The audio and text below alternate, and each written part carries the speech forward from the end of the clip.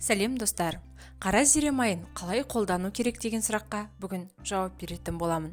Мені жоғалтпас үшін лайк басып, каналыма тіркеліп, жаңа видеоларымды көру үшін қоңырау белгісін басып қойыңыз.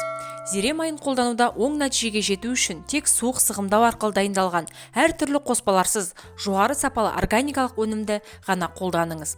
Дегенмен зерені қолданудың көптеген жолдары бар, ал олардан жасалатын өнім де әртүрлі тәсілдермен қолданылады. Көп жағдайда оның мөлшері жасқа байланысты белгіленеді. Ереже бойынша 3-5 жастағы балаларға жарты шай қасықтан, 5-10 жастағы балаларға 1 шай қасықтан, 10-15 жастағыларға 1,5 шай қасықтан артық бермеу керек. Ал ересектерге арналған майдың оңтайлы күнделікті дозасы 2 шай қасық.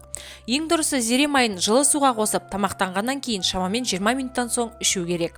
Жас ерекшеліктерінен басқа зере майын қолданылу мен дозасы қандай ауруды емдейтініңізге байланысты болады. Қара зере майын әртүрлі ауруларды емдеуге қалай қолданады? Иммундық жүйені нығайту және әл-ауқатты жақсарту үшін күніне жарты шай қасық қара зере майына балға қосып қолданса жеткілікті болады. Қақырықты түсіру үшін лимоннан 1 шай қасық шырын сығып, оған 10 тамшы зере майын қосыңыз. Бұл құрамды күніне 3 рет тамақтану алдында аз уақыт бұрын ішу керек. Құлақ аурулары кезінде ауырсынуды және қабынуды жеңілдету үшін 1 тамшы зере майын ауырған құлаққа тамызу ұсынылады. Диарея кезінде 1 стакан табиғи йогуртке ас қасық зере майын қосыңыз. Дайын болған қоспаның жартысын таңертең, ал қалған кешке жеңіз. Бұл емдік курс 3 күнге жалғасады. Асқазан жарасы кезінде 1 стакан қайнаған суға ас қасық зығыр тұқымын қосып, зығыр тұқымының қайнатпасын дайындаңыз. Содан кейін тең мөлшерде оны зере маймен біріктіріңіз. Және бұл өнімді таңғы ас және кешкі ас алдында шай қасықтан қолданыңыз. Қандағы холестерин деңгейін төмендету үшін күн сайын аш қарынға жалбыз жапырақтары мен 1 қасық бал және 7 тамшы зере май қосылған қайнатпа ішу керек. Бұл қайнатпаны қабылдау кезінде майлы тағамдарды тұтынуға болмайды. Қан қысымы жоғары болған кезде бұл жағдайда түймедақ немесе қарапайым шайға 5 тамшы май қосып шай ішкен пайдалы. Бұған қоса денені зәйтүн және зере майы қосылған сұйықтықпен уқалап шығу ұсынылады. Айтпақшы, зере майы қосылған бұл шайды күніне 3 рет іше отырып, мидың жұмысын жақсартуға және кешкі астың алдында қолдану арқылы ұйқысыздықтан құтылуға болады. Суық тиген кезде суық кеудеде зере майын қолдану арқылы бірнеше жолмен емдеуге болады. Мысалы, зере мен зәйтүн майын бірдей мөлшерде араластырып, күніне 3 рет мұрын тесігіне тамызуға болады. Сондай-ақ 1 литр суға ыстық су 1 қасық зере майын қосып, соның буымен демалса да болады. Және тамақтан сайын 1 стакан шөп шайына 7 тамшы май қосып ішіңіз. Тұмау кезінде мақтадан кішкентай тампондар жасап, оларды майға салыңыз. Содан май сіңірген тампондарды мұрынға қойып 20 минутқа қалдырыңыз.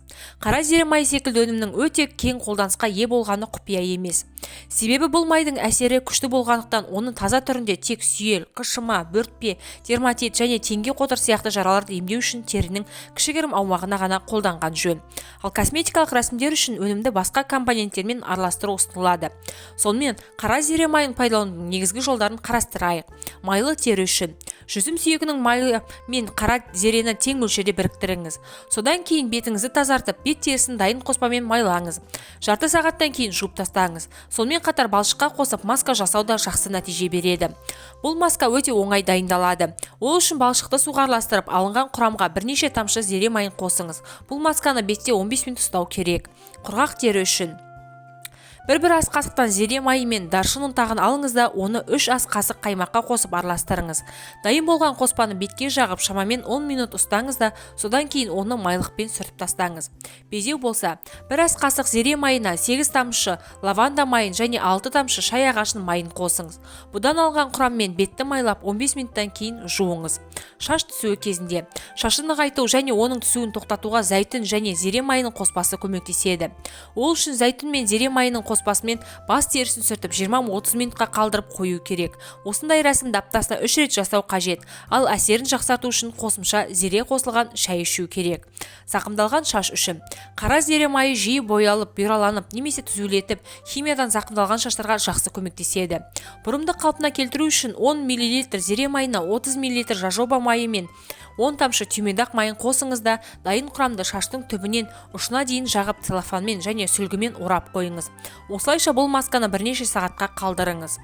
Целлюлитке қарсы массаж жасау үшін Целлюлиттен құтылу үшін проблемалық аудандарға зере майын жағыңыз. Содан кейін оны жақсылап ысқылап, қызарғаннан кейін белсенді түрде массаж жасаңыз.